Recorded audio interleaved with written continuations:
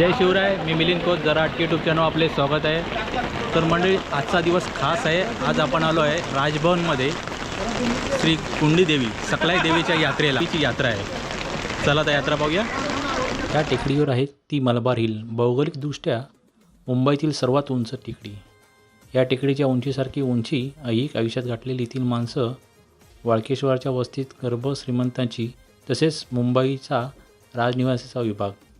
वाळकेश्वर म्हटलं की आठवतं महाराष्ट्र राजकारणाच्या घडामोडीचं केंद्रस्थान असलेल्या मुख्यमंत्री निवासस्थान, वर्षा, देशविदेशातील पाहुण्यांसाठी असलेले सह्याद्री गेस्ट हाऊस, अनेक बडे मंत्री अधिकारी यांचं निवासस्थान आणि या सर्वांचा मुकुटपणे शोभेल असं महाराष्ट्र राज्याचं राज्यपालांचं निवासस्थान राजभवन.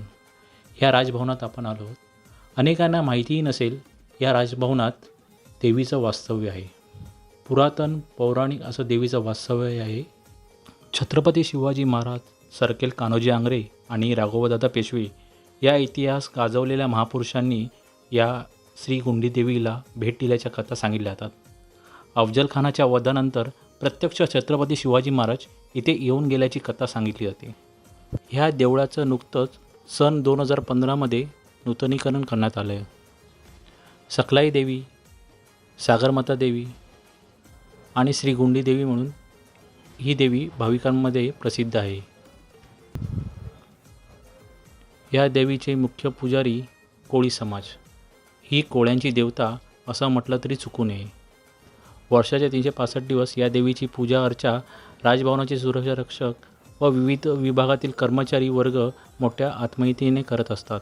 राजभवन जनतेसाठी खुले आहे, अर्थात त्यासाठी राजभवनाच्या संकेतस्थळावरून आगाऊ बुकिंग करावं लागते आणि असं ऑनलाईन बुकिंग केलेलं असल्यास इतर दिवशी देखील देवीचं दर्शन घेऊ शकतो. गुरुपौर्णिमेनंतर येणाऱ्या मंगळवारी होणाऱ्या या देवीचा वार्षिक जत्रेच्या दिवशी मात्र ह्या पवित्र आणि रमणीय स्थळाचं दर्शन कुणालाही घेता येतं.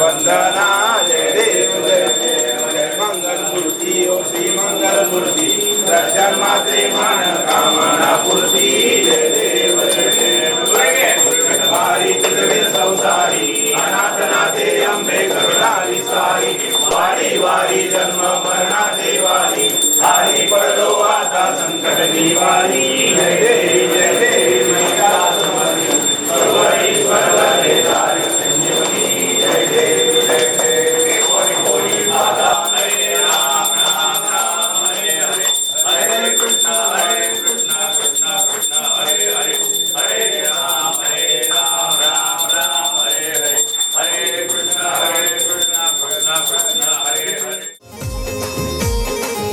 आमच्या इथं देवीचे हे असते, जत्रा असते.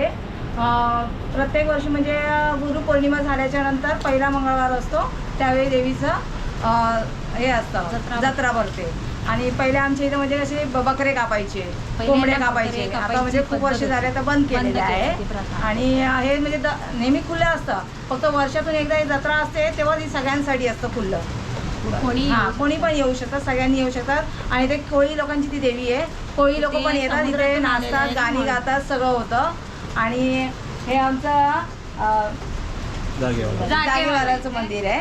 हां, ते म्हणजे सगळ्यांचं म्हणजे हे रक्षण करायला असतं. नेहमी रात्री ते जागा असतो असं. धन्यवाद. थँक्यू. देवीसाठी प्रसाद आणला.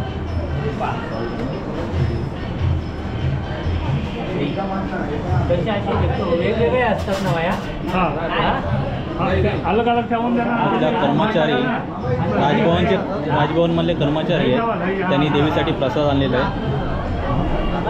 हा राजभवनच्या कर्मचारीतर्फे आहे ना प्रसाद आणलेला पी डब्ल्यू डीच्या विभागातर्फे देवीसाठी प्रसाद आहे.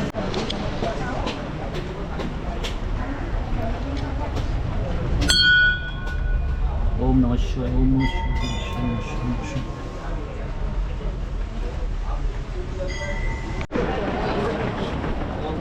और मेरे को बताने का था मेरा लेफ्ट हैंड साइड का पीछे का दरवाजा उधर ना तो हाँ हे जरा याच्यात टाकतो प्रसाद. किसी ने पत्थर मारा था तो वहाँ पर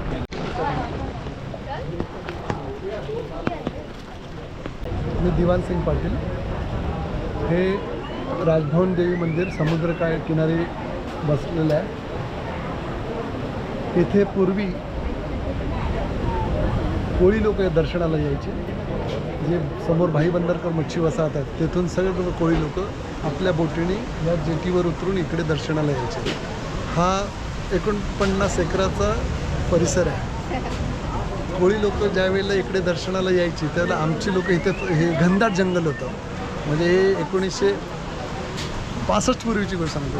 ते घनदाट जंगल होतं आणि त्या वेळेला आमच्या लोकांनी त्या कोळी लोकांना जेव्हा येत होते ते पाहिलं त्यांनी आणि मग आम्ही ते थोडंसं वसवत आज एवढं मोठं हे रूप आणलेलं आहे. एवढं मोठं मंदिर उभं केलेलं आहे. तर 1983 नंतर कोळी लोक ज्या वेळेला यायचे त्यावेळेला इथे त्यांची बोट पताक्यांनी डेकोरेट केलेली, त्यांची साऊंड सिस्टीम असायची. मग ते इथे देवीचा मान द्यायला यायचे ते. मग गुरुपौर्णिमेनंतर येणारा पहिल्या मंगळवारी इकडे यात्रा असते आणि माघ पौर्णिमा फेब्रुवारीमध्ये त्यावेळेला इथे शांतिमणी पूजा आयोजित केली. या 2 दिवशी आम्ही माननीय राज्यपाल महोदयांची परवानगी घेऊन सर्व भाविकांना दर्शनाची आम्ही परवानगी देत असतो. इथे किती चांगले अतिथी आले, VVIP आले तरी मंदिरला आमचा भाविकाचा कोणी रस्ता बंद केलेला नाही. आणि मग 83 नंतर त्या कोळी लोकांना बंद केलं. मग सर्व वरून लोक येतात. आज कमीत कमी 10,000च्या वरती आज दर्शनाला लोक येतात. असं हे फार जागृत देवस्थान आहे. माझं जन्म आणि नोकरी पण इथे झाली. आता मी रिटायर्ड होऊन खारघरला गेलो पण मी सकाळीच येतो. आज पण मला म्हणजे काटा येतो अंगामध्ये. म्हणजे किती जागृत आहे ते. आम्ही सर्व अधिकारी कर्मचारी सुखी समाधानी आनंदात आहेत. धन्यवाद सर, धन्यवाद.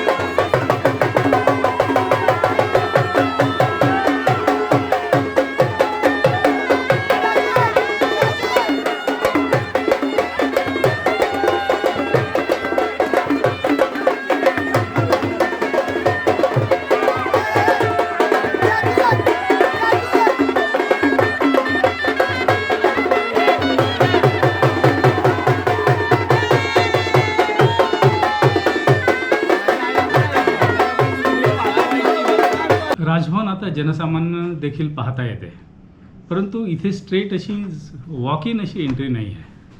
राजभवन भेटीचे काही वर्षातले काही महिने आहेत. पावसाळा सोडून साधारण 9 महिने राजभवनची भेट खुली असते जनतेसाठी, पण त्यासाठी ऑनलाईन बुकिंग करावं लागते राजभवनच्या संकेतस्थळावर.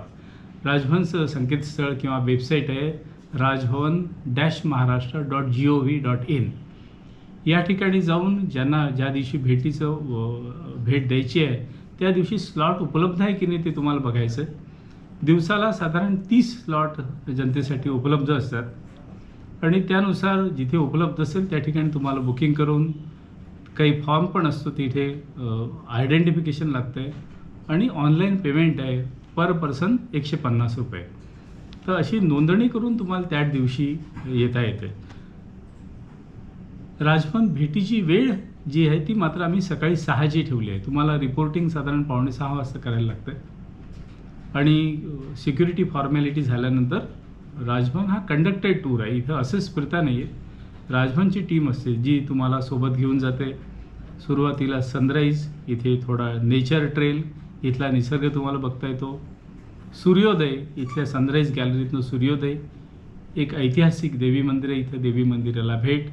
त्यानंतर अंडरग्राऊंड, जे ब्रिटिश राजवटीच्या काळात जे अंडरग्राऊंड बंकर आहे त्या ठिकाणी आम्ही आता स्वातंत्र्य संग्राम सैनिकांची, त्या काळचे जे क्रांतिकारी होते पण ज्यांचं साधारण नाव झालं नाही, अशा नोंद ज्ञात आणि अज्ञात अशा क्रांतिकारकांचं एक दालन तयार केलं आहे.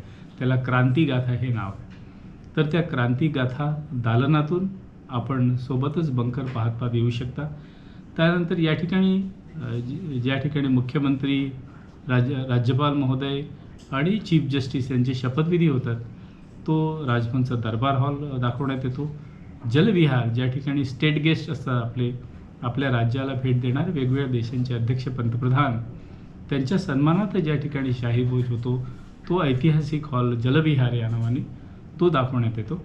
आणि शेवटी ज्या ठिकाणी राज्यनिर्मिती झाली, ती महाराष्ट्र राज्यनिर्मिती, ते स्थळ आम्ही इथे थोडंसं डेव्हलप केलं आहे. त्या ठिकाणी एक 150 फूट उंच झेंडा लावला आहे. एक अशी कोनशिला ठेवली की हीच ती जागा ज्या ठिकाणी पंतप्रधान जवाहरलाल नेहरू यांनी महाराष्ट्राच्या नकाशाचं अनावरण केलं होतं. या गोष्टी सर्व पाहत आणि नंतर सगळ्यात शेवटी आम्ही नवीनच एक अटल उद्यान असं निर्माण केलं आहे. अटल बिहारी, दिवंगत पंतप्रधान भारतरत्न अटल बिहारी वाजपेयी यांच्या स्मृतिप्रित्यर्थ तो एक जापनीज टाईप असं गार्डन असं तयार केलं आहे. त्या ठिकाणी लोकांना फोटो वगैरे घेता येतात, सेल्फी घेता येतात आणि तिथून मग टूर संपतो. रस्त्यात मोर, तुम्ही लकी असाल तर मोर तुमचं स्वागत करायला त्या ठिकाणी असतीलच. तर अशी ही इतिहास, हेरिटेज, निसर्ग असं सगळ्यांचा तुम्हाला एक धांडोळा घेणारी, एक आढावा देणारी एक छोटीशी व्हिजिट असते राजभवनची. पण प्रायर बुकिंगनीच तिला येता येतं आपल्याला. धन्यवाद. राजभवनचा हा व्हिडिओ तुम्हाला नक्कीच आवडला असेल. हा व्हिडिओ लाईक करा, शेअर करा आणि आपण या चॅनलवर नवीन असाल तर सबस्क्राईब करा. धन्यवाद.